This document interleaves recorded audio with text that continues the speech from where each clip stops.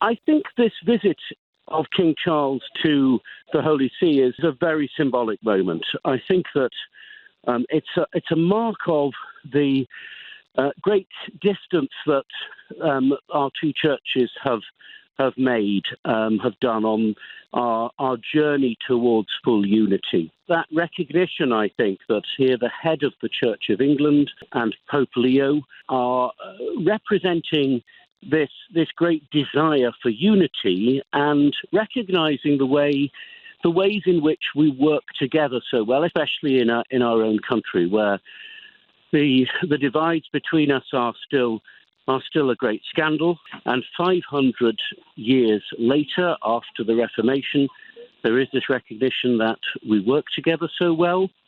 We work together as Christians together who really want to be involved in the life of the nation, who really want to bring the contribution of Christian values to our life as society, and that desire for closer unity. So it's a hugely symbolic moment to have Pope Leo and King Charles praying together, and for King Charles to be installed to that historic position as a confrater of the Basilica of St. Paul's outside the walls.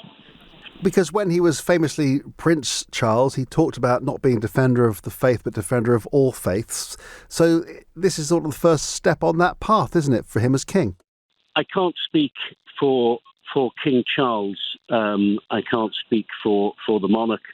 But certainly on a personal level, on the occasions that I've met him and brought church leaders from countries where religious freedom is a major issue, and when I welcomed him to my own parish in the centre of London, Farm Street Church, I recognise there's a great spiritual dimension to him as a human being, and I think he's bringing that to the monarchy. I think he's bringing that desire to bring people together of faith. And in a multi-faith, a multi-religious country like ourselves, that's so important today. A great moment for people of all faiths, and to recognise the contribution and the fact that the faiths, or people of all faiths, have an important place in our British society. The King visited Pope Francis just before he died. He's now visiting Pope Leo as a follow-up to that desire to have a state visit. And it's a state visit, which is important in itself. It's the first time that the Pope and the monarch have actually prayed together since the time of the Reformation, since the time of the divide between the Church of Rome and the establishment of the Church of England. And it speaks, I think, for all those people in our country who are people of faith, who recognise that need to turn to a creator, and who want to do so as human beings together in a troubled time, in a time when there's a lot of conflict, violence, aggression, in different parts of the world and in our own society too. And they're praying for society. They're praying that we can really make a difference in today's world.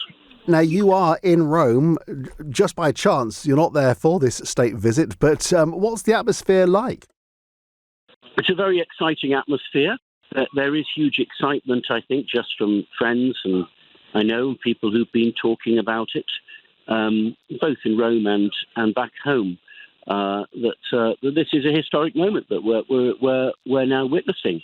And whenever you witness a historic moment, which is a moment which gives us hope, gives us great hope, I think. You know, when the King came to our parish in the centre of London last December, we had a service of hope, and that's really what the palace really wanted. Hope in the midst of a troubled world. It's my desire that this meeting, this state visit, really brings hope to many who see that amid all of the divisions in today's world, all of the conflict, the wars going on in different places, that this meeting of two great spiritual men, two great leaders, brings us hope in the midst of a troubled world. It's also a big moment for Pope Leo as well, a major event so soon into his papacy. Yeah, absolutely. I mean, it's been planned for some time before Pope Francis died, but it shows Pope Leo's desire for unity, it seems, in my thinking. He chose the name Leo. The history of the papacy, Leo has been a bridge builder. And so this desire to build bridges in an increasingly polarized world really speaks volumes about the desire for Christian unity.